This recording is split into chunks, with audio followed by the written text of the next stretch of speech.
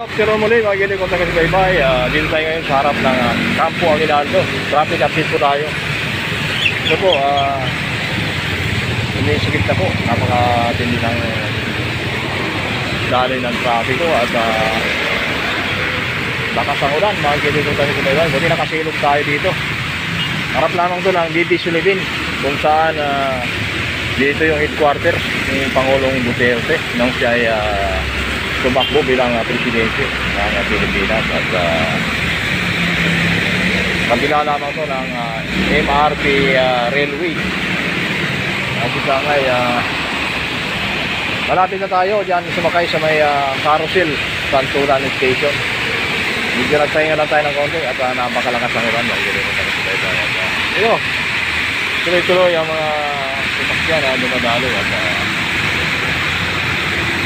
wala namang mga vehicle or accident na naganap at so far so good at